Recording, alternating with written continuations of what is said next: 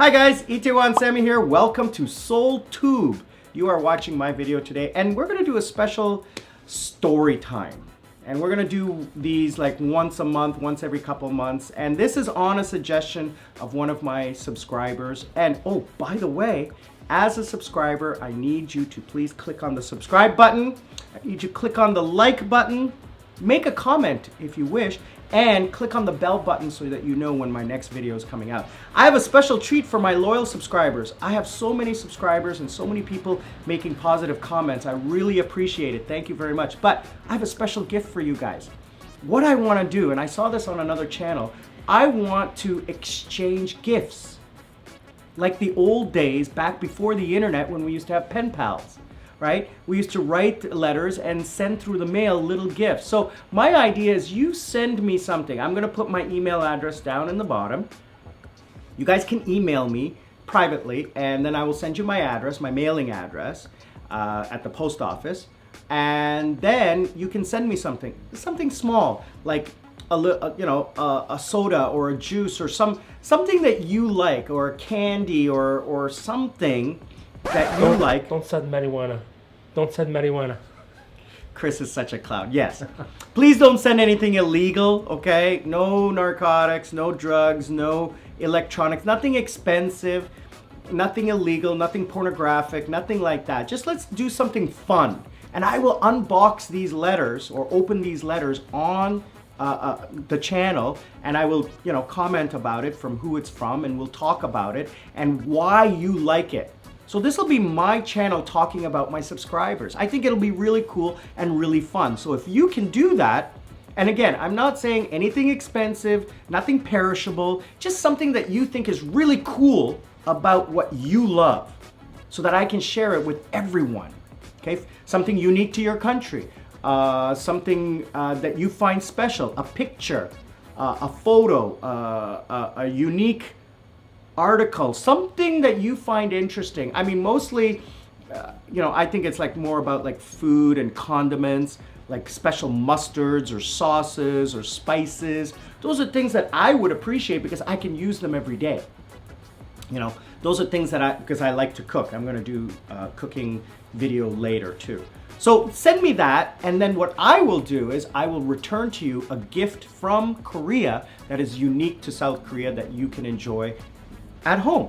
All right, so check on the description below. I'll leave my email address and you guys can check it out. All right, so today's story time is Itaewon Sammy's short past, present, and maybe we're going to talk about the future, my life in Korea. So I'm 50 years old. I just turned 50 last Christmas. I'm a Canadian citizen. I was born in China, grew up in Europe, and then moved to Canada when I was 6, and I lived there my whole life. Korea is the 7th country I've lived in. I speak 9 languages, and I have university education. I have 3 degrees. I started out as a salesman in a phone company, and I ended up as vice president, and I divorced 12 years ago. 10 years ago, I made the decision to move to Korea. I'm going to talk about why I moved to Korea in another story time later. But basically, I came to Korea with no plan. I had 2 friends from Canada who were living here, helped me out when I first came. So when I first came to Korea, I didn't know anything about Korea. And this was 10 years ago this month. June 1st, 2009, I landed in Korea. It's now June 15th, 2019. So 10 years ago, I landed here. And within the first 5 days, I knew I was going to enjoy it. So I got picked up at the airport by my friend, and we came to their place in Itaewon, and I was staying in their 2nd bedroom. So I think I stayed there for 1 or 2 months, and again, I had no plan. I had no idea what I was going to do. I knew I was going to work, but I came here on a tourist visa. So in the first 2 weeks, I explored Seoul. I went to the War Museum, I went to Gangnam, I went to, all the different places that tourists go to just to explore the city and learn about it. But within the first week, I knew I was never leaving. I started exploring after about a month. I went to the, parties and the clubs and the bars in Itaewon and etc. And I did all that, made friends, and I found my own place. I'm pretty sure it was within the first 2 months. I can't remember because it was 10 years ago. So I found my first place, and I had savings, so I didn't have to work at that time. So I had savings, and what I did was I got an apartment, a 2-bedroom apartment, about as big as what I have right now. And I think I explained to you guys about key money and things like that. And because of the cost involved in getting an apartment, most teachers who come here don't. They use the little apartment that's given to them by their school, and they're tiny. I'm talking about 20 square meters or less, right? They're tiny, tiny places. So I got this nice big apartment, 2-bedroom, fully furnished, and I was renting it out, all inclusive. Not having to pay rent, not having to pay electricity or whatever. It's all included in the price. So I think my apartment at that time was 700,000 won a month, and I was charging 900,000 won for somebody to live because they didn't have to pay for anything, not even toilet paper, just their food and toiletries. I included everything, the bed, the mattress, the sheets, the pillowcases, everything. They just needed clothes, toiletries, and food. And everything else was included. They didn't have to pay the 5 million won deposit. They didn't have to do anything except first and last. So it was a good deal. So I was making money off of that a little bit. And then I decided, okay, I needed to get a job. So I had to go and get my visa, which means I had to leave Korea, go to Japan for a week and get my paperwork all done. And then I came back and I started working at a school. I did that for a year, and then I got hired on at a corporation. I'm not going to talk about that because I signed a non-disclosure agreement, so I can't really discuss which company, but let's just say it was in one of the large airlines. I'm allowed to say that. And I worked in a division that basically helped with their marketing and advertising.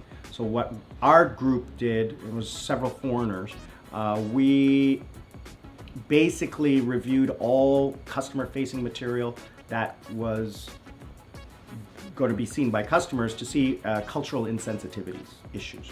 So we were quality assurance type group. So that I did that for 4 years, and I obviously changed my visa to a different kind of visa. And after the 4 years, I applied for my permanent residence. After 4 years, you can apply for permanent residence if you have a continuous visa, and you have to follow so many different steps. But I eventually got my permanent residence about 6 years ago. And then, what about 2 years ago, I partnered with my business partner, and we started an education company. So I've been doing that for about 2-3 years now. In the interim, I did English education at schools with kids or with adults. I lived my life. But as I approached 50 years old, I started to think, I can't keep doing this. I also worked the clubs. So daytime I would do the corporate stuff, and nighttime I would do the club. So I've been doing clubs for about, I'm gonna say 5 years. I started out, one of my best friends owns a couple of clubs, and he sold his shares in that business and moved back to the US for a short time. And that was about 6 years ago. And his partners had asked me to take over the marketing because I was a foreigner, because I was long-term, because I had the right visa, and because I was very popular. They decided, he would be good to help us build the business or keep the business going. They needed a Western face, so that's what I did. And I was in Hongdae, which is the younger college crowd. So I did that for a couple of years. I ran a couple clubs out there, 2 venues out there. One was a club and one was a lounge. So they're 2 different styles. Then I was offered an opportunity at a lounge here in Itaewon. And because I lived in Itaewon, and because the crowd was a little older, and because I'm older and my friends are older, I thought, great opportunity to come back to Itaewon and work in Itaewon. which is more of my style. So I did that, but unfortunately that business did not succeed. I was only there for 6 weeks, but you know, another door opened and an opportunity opened up at a very successful lounge, which I was offered by the owner, who was a friend of mine. And most of the jobs I got were through friends. Because I've lived here for so long, I got to know all the owners and managers of all the restaurants, the bars, everywhere. You know, I'm well known. So that club lasted 2 years, and another opportunity opened up at my current club, and that, again, I knew the owners there, a corporation that owns 6 venues in Itaewon. They needed someone, and because I had built a reputation in Itaewon, they decided it would be beneficial for them for me to continue my brand of Itaewon Sammy at their venue. So I've been running there now for about 1.5 years, and it's gone from me running 1 location to running 4 locations. So I do 2 restaurants, 1 lounge, and 1 club.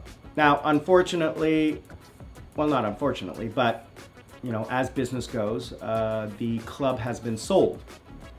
So B1 Lounge Club, where I do my weekend nights, has been sold to another company. My employment hasn't been fully decided upon, but I will probably move to one of the other venues that they operate, and I'll continue there. I'm not sure what I'm going to do because of my current business. So I started, my current business partner has been my friend for 9 years. She and I have been great friends.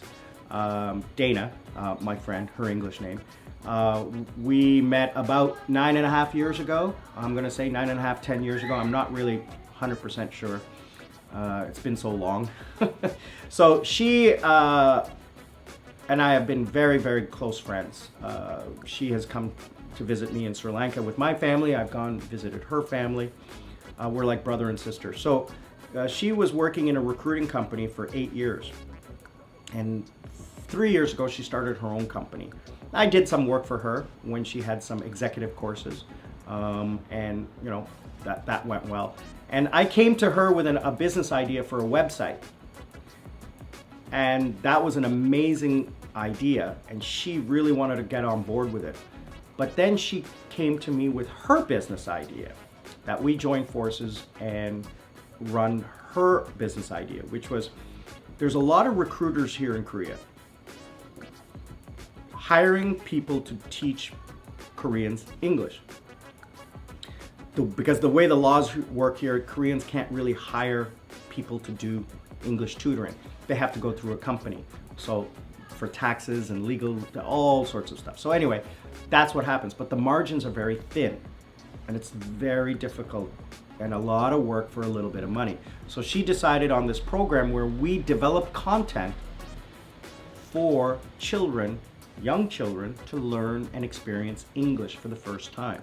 Not an English school, not a hagwon, but we market this product to the culture centers at different shopping malls. The culture centers are these little community rooms where they provide programs for profit, obviously.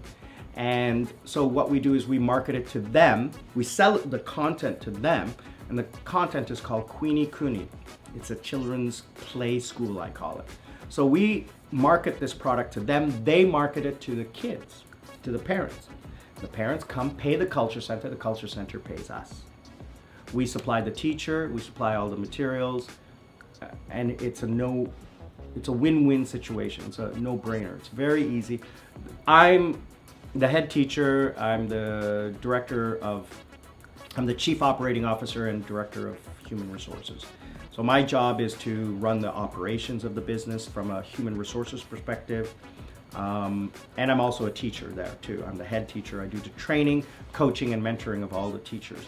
So we have 52 locations across Korea and about 37 teachers. We're in our 2nd year. So that takes up a lot of my time.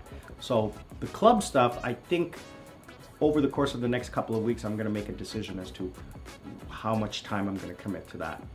So that's the story of the past, the present, a little bit about the future, but let me take a little step back to the past. Let me go back to the early past with culture and living in Korea. Other than the fact that you have to have a legal work permit to work here, other than the fact that if you're a tourist, it's very easy to spend 1 week, 2 weeks, a month here, no problem. But if you're going to live here long term, you have to be open to integration. Korea, when I first came here, was 99% Korean. Out of 50 million people, only 1 million were foreigners that lived here, not including tourists, not including the American military, which is less than 50,000 families and soldiers. So we're talking about the people who are legally entitled to be here, workers, etc., spouses, etc. Out of the 1 million 10 years ago, 70% were Koreans of Chinese ancestry. So they're Koreans, but they're Chinese citizens. That's, out of 1,700,000. Then you have Vietnamese, Thai, Filipino workers. Sri Lankans, Bangladeshis, Indians working in the factories down south.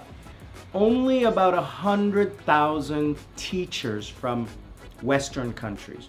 Canada, US, South Africa, England, Ireland, New Zealand, Australia. Those are the 7 countries that are legally allowed to be teachers here in Korea. And then you have, executives that work here in Korea. So those count for maybe 100,000. So you can see how small the foreign population is. So if you're going to come here, you need to be able to assimilate into the culture. You need to be able to give up the things that make you happy back home, because you may not find them here. Certain foods, religion, yeah, you're gonna find that here. That's not a problem. Food may be difficult because it may be expensive. Shopping may be expensive. So you may have to do without that certain spice or that certain food that you're used to. Unless you can afford to pay for it, then there's no problem. It's if you want to live, a basic life, not a basic, the average Korean lifestyle, you need to be able to give up some of the things that you had at home. If you're going to truly enjoy your time here for a long term, 10 years, 20 years, 30 years, you need to assimilate. You need to learn Korean. You need to make Korean friends. You need to know how to enjoy life like Koreans. And what does that mean? Well, you need to be able to socialize. So you have to be able to speak. You need to be able to socialize correctly. So you need to understand the culture, which is very conservative. You need to understand the drinking culture and the social hierarchy of age and male and title. So there's different, you can look up on YouTube, there's hundreds and hundreds of YouTubers who are talking about, the drinking culture and how to assimilate and how to work with Koreans. So I'm not going to go into that. Suffice it to say is you have to learn it. If you don't learn it, you will not be successful. All right, that's the key factor here. So I learned that pretty quickly because I've learned in the past, again, because I'm 50 years old, I've traveled a lot and I've assimilated into many, many countries that I've traveled to.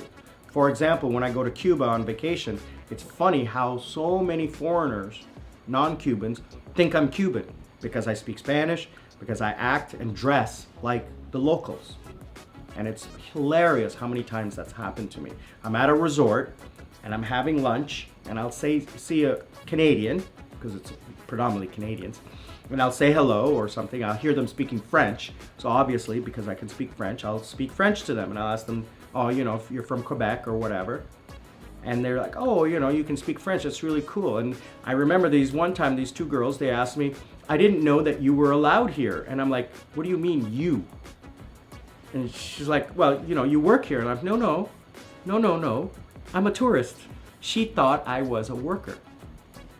Not because I'm brown, not because of anything, but because I spoke Spanish with the other Spanish workers, and because of the way I acted, not because of the way I look. I mean, might be because I'm brown skinned. So, but anyway, it happens to me all the time. You know, wherever I go, I assimilate into the culture. My Korean friends are constantly making jokes about me that I am more Korean than they are, because I know about the holidays, I know about the culture, I know the significance of certain holidays. So anyway, those things are what you need to do to be successful here.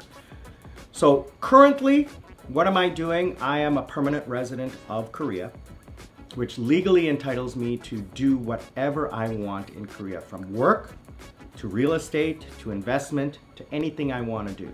There's three things that I cannot do as a permanent resident versus what a citizen can do. Number one, I cannot vote for the president. I can vote for everybody else except the president. Number two, I cannot hold a government job, a state job. I cannot work for the government. And number three, I cannot serve in the military. Now, I'm too old for the military. Cutoff age is 35. I'm 50.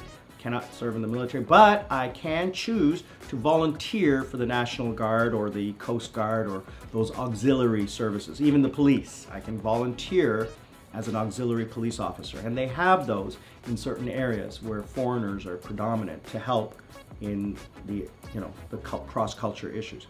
So those are the three things that are different between me and a citizen. Otherwise, I can buy a house, I pay my taxes, I can get benefits, pension, healthcare, all of those things.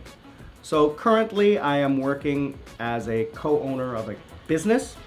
I'm paying my taxes, I just paid 3 weeks ago my federal tax and my city tax. I'm enrolled in the national pension from my salary. I pay for my pension. I'm enrolled in the national health care plan, so I pay that.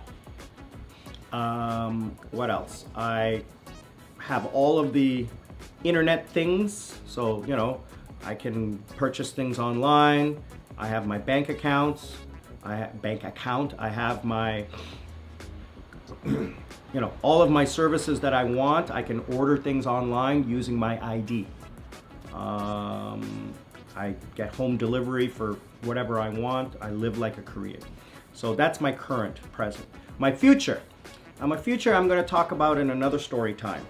Okay, that's going to be another story time, and that's going to be interesting because my future is tied to my past. Okay, and those two are connected. And this last, not 10 years, but the first 8 years of my last 10 years were just a mini retirement, I'm going to call it, where I just lived every day until the next payday. There was no future. It was just living. And I enjoyed it. Don't get me wrong. I enjoyed my living. And, but my future, I need to talk about how I'm going to retire, how I'm going to live my life. So let me take a little step back. I have no savings and I'll explain that in my future video, why I don't have any savings. Not for any other reason, but there's a reason. Not a bad reason, but there's a reason. I have no pension to say of, and I'll talk about that later. Not enough to live on. So I needed to decide about 3 years ago, I decided I need to make a plan to retire. How am I going to survive my old age? Because I plan to live to be 100. I'm 50 now. So I need to do that. And I can't keep working in the clubs and I can't keep teaching. So I have a plan. So 3 years ago, I made that decision to work with my partner currently to build my business so that I can start to receive passive income. So Google that, passive income. It's a very interesting concept. And that's what I'm going to do. So that's my future plan. I'm going to talk about that in another story time in detail, along with my past. Like, where did Itaewon Sammy come from, and how did Itaewon Sammy, how was he born? So I want to thank everybody for watching. I have, like I said, this video is new I'm new to this channel, so I really appreciate everyone who's watching. I want to thank you for watching. I want to thank you for watching the whole video and subscribing and liking and clicking the bell. I really do appreciate it. So I want to thank everybody. Check on the description below about what we can do to become pen pals and exchange gifts and become more interactive. I really want to help you all to enjoy life, whether it's in your home country or here in Korea. Let me know what I can do to help you realize your happiness. So click like, make a comment, and I'll answer all of your questions. This is Itaewon Sammy, living life in Seoul, South Korea on SeoulTube with you, my loyal subscribers, and I'm out.